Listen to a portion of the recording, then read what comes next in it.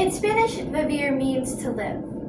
The proper congregation for the improper way to say I live, which translates to yo vivo. I live. My mom asking me, would you rather celebrate the Sweet 16 or have a quinceañera party? Well, you aren't really Spanish because your dad is white. Which couldn't be truly. I identify as Latina. I identify with my mother's culture and country as well as American culture. Thank you, Mom, for the Midwest surrounding me like a cage to keep out my diversity. I live. There are no gender-neutral nouns in Spanish. I live. Yes, I do love coffee. I live. No, it did not stunt my growth. I live. If you're Hispanic, why aren't your ears pierced? I would like to think about how much easier it could be if I could just tan more or have a more Mexican name and have curly hair like my sister. This is an issue I have discussed with other Latinos. This feeling of having to prove they're Latinaed because their appearance is too white. Well, you are white. You act white. And I saltly retort, why?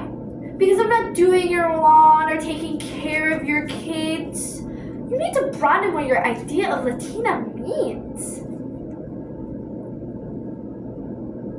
From a young age, I was told I was Hispanic, and to make sure to check the box on any form I filled out. According to Pew Research, when people were asked if someone on the streets would describe them as being Hispanic, 17% of Hispanics said yes. Then, when asked to pick a skin color that matched them best from a range of light to dark, 80% of them chose one of the lighter shades. This shows that many Hispanics feel closer to being a white person than actually being Hispanic. Many are told to check the box on any form they fill out to make sure they get the benefits of being Hispanic. But while doing so, they are filled with guilt because they feel as if they are taking away someone else's chance. I have always loved the flamingo skirts that the Mexican dancers wear, but I'm worried that if I put one on, it will feel like a costume. With the poetry, White Mom by Reese Merv, Passing by Unknown, I Live Yo Vivo by Leah Donachi, with the stories of the struggles of a white passing Latina by Gabriela Riveras, and Racial Imposter Syndrome by Tori Denali. A program, because your skin color does not determine your heritage. I live, being subject to racism hidden in a joke, hidden in a remark about how pale I am, hidden behind a judgmental look, hidden behind a scoff, a pity shrug, a laugh, a fetishized assumption. Being passing means passing as a white person, usually without others noticing your ethnic background. Growing up white passing meant peers questioned you before and after you would tell them, I'm Mexican. Thank you, Mom, for my white skin, my English language, and my German roots. It was difficult for myself to imagine an ethnicity with a wide variety of shades because I felt I didn't fit into the same category as a person of color. Through these experiences, growing up white passing made me insecure in who I was. I am not enough that I should stay on the white side of the identity line. I asked the class, was I passing when I was just sitting here before I told you? Thank you, Mom, for making me have access to white privilege I will always have but never quite appreciate for the sake of a Hispanic surname. Despite feeling excluded from my own culture at times, it is important to admit the privilege that comes with being white passing.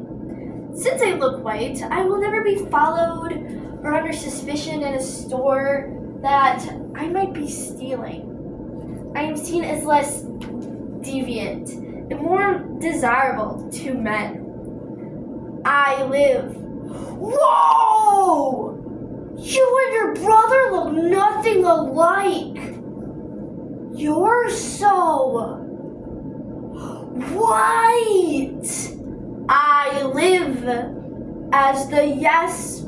I do have a friend with a similar skin complexion to mine, and yes, he is Hispanic. She keeps examining my face and then turning away. It's as if she'll hope I'll disappear. Why I presume passing is based on what I'm leaving out and not what she's filling in. Who, for whatever fucking reason, can't handle, won't handle traditionally spicy foods. With the belief Latinos all have darker skin, it is difficult to imagine a person with pale skin or lighter hair to identify as Latino. Phrases such as, "What are you?" or "Where are you from?" are common for anyone white passing to hear. Thank you, Mom, for making me constantly forget my biracial truth to be seen as, to simply be authentically me. I live as the white boy in Spanish class asking, when will I need this in real life? As a youth, this hurt me because it became harder to separate who I really was and who society told me I was. But for those of us who've been called gringos, the category person of color is an odd fit. Who, for whatever fucking reason, only ever had white wives. I had trouble fitting in at school among other Latinos because they would try to prove that I am not, as if I don't even know my own family history. Or I will be told that I do not look Mexican, so therefore I'm not. Who, for whatever fucking reason, wasn't taught enough to pass it on to us, to pass it on to me, begging to feel like me, a half white, half Latina, reminding, no, insisting to the world, I am Latina. I knew my ethnicity would never have been questioned if I was darker. It was then that I realized I will never be enough to be referred to as Latina for some. For being a white mom, the only mom you could be, the only mom you never questioned you could be, the only mom that saw her children's heritage as a simple fact. The only mom that could have, should have, made that fact feel real.